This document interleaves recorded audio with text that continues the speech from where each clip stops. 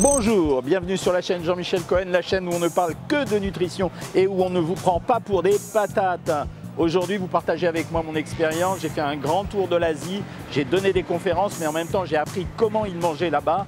Ici, je finis le voyage avec les Philippines. On commence par le riz. Ici, vous voyez, on n'est pas comme en France. Il n'y a pas du riz noir, du riz blanc, du riz complet et du riz thaï. Regardez les variétés de riz. 1, 2, 3, 4, 5, 6, 7, 8, 9, 10, 11, 12, 13, 14, 15, 16, 17, 18. Il y a 22 riz différents, 22 préparations différentes. Vous avez remarqué qu'il y avait même du riz rouge. Le riz rouge, vous savez à quoi ça sert? C'est un anticholestérol. À l'intérieur, on trouve même des statines en réalité. Je vais acheter du calamansi. En fait, ça commence à devenir à la mode même en France. Et en réalité, c'est des mini citrons. Vous allez voir, je vais vous expliquer en détail dans quelques instants. Grosso modo, j'ai payé ça 50 centimes d'euros. Je vais quand même me concentrer sur ce que nous, on connaît, c'est-à-dire les fruits exotiques. Je vais faire mon marché, hein. Donc je vais prendre ça s'appelle le fruit du dragon. Bon, nous, on appelle ça pitaya. Je vais prendre juste un avocat pour voir la tête que ça a par rapport aux avocats français. Je vais prendre une mangue verte. Je vais prendre une papaye, et ça c'est des bananes, en fait je vais en prendre pour tester. Vous avez vu que j'ai quand même acheté deux types de mangue, la mangue verte et la mangue jaune. Nous en France, la mangue on la connaît que quand on l'épluche, qu'elle est bien mûre, bien sucrée, etc. Vous allez voir qu'il y a une différence.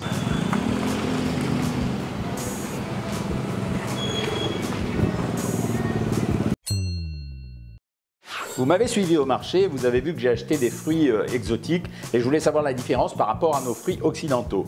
Commençons par le premier, celui-là on le reconnaît, ça s'appelle le mini citron, vous croyez? Non, c'est pas un mini citron, ça s'appelle le calamansi. Et on a tendance à penser que ça contient de la vitamine C et puis parce que ça a un goût un petit peu acide. Ici on arrive à faire un jus de citron, un jus de calamansi avec des petits citrons comme ça. Imaginez le temps que ça doit demander.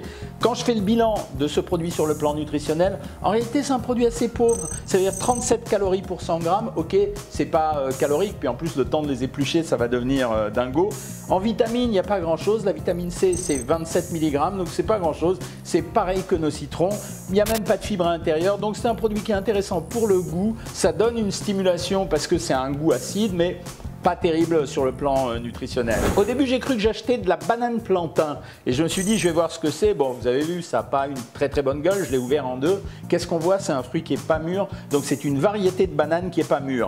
Valeur calorique, 90 calories pour 100 grammes. Bon, c'est un peu moins que la banane ordinaire. Pourquoi? Parce qu'elle n'est pas mûre et quand elle n'est pas mûre, il n'y a pas eu le temps de la dégradation de l'amidon qui se transforme en sucre. Et puis, 2,6 grammes de fibres pour 100 grammes, ça c'est vachement intéressant. Les 3 vitamines qu'on trouve à l'intérieur, ça sera comme dans tous les fruits un peu gras, on trouvera de la vitamine E, de la vitamine A et de la vitamine B. Je ne parlerai pas tout le temps de la vitamine B parce que dans les fruits il y en a régulièrement. Le produit il ne se consomme pas cru sauf si vous voulez avoir des troubles intestinaux. Par contre il se cuit, ça se met dans des soupes, ça se met dans des plats préparés. Bref, c'est un outil de cuisine. Là c'est plus original, c'est un produit qui est la mangue verte. Nous on n'en mange jamais, nous ce qu'on préfère c'est la mangue mûre, parce que la mangue mûre chez nous on la mange comme un fruit et donc il est sucré. La mangue verte, eux, ils la mangent pas comme un fruit. Qu'est-ce qu'ils font la mangue verte?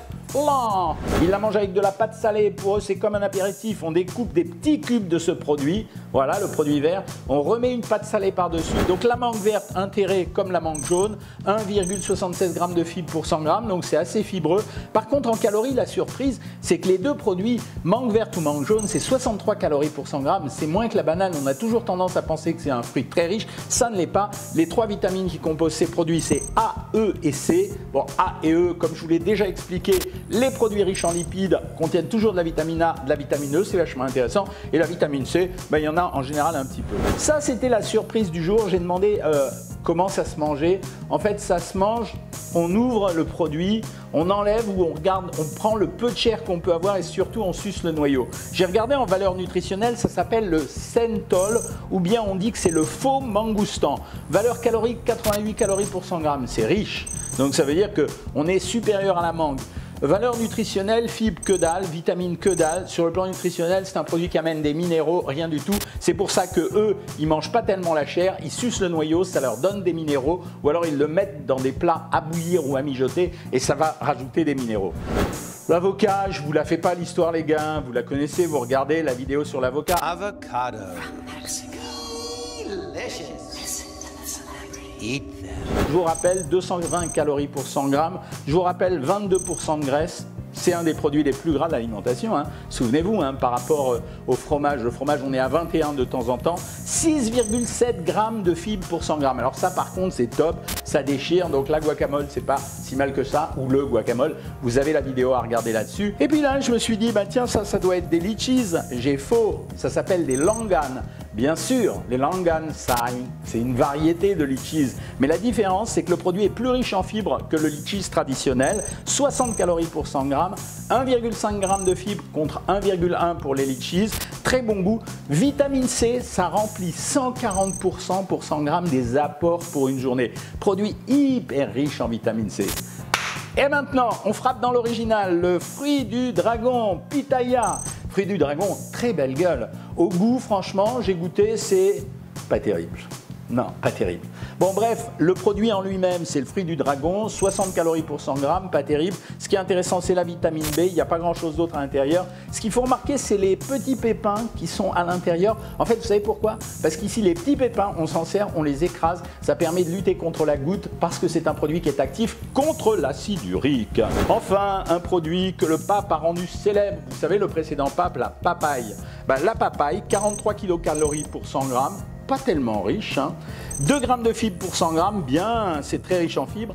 Vitamine C, 59,7 mg, c'est-à-dire 2 ou 3 fois des fois le produit d'une orange.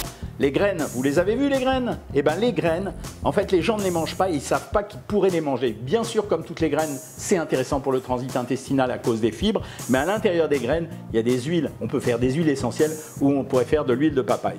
Voilà, vous savez tout sur les fruits exotiques. Si vous avez envie d'en manger, vous faites juste 7000 km, vous arrivez, vous venez me voir et ensuite on les mange ensemble.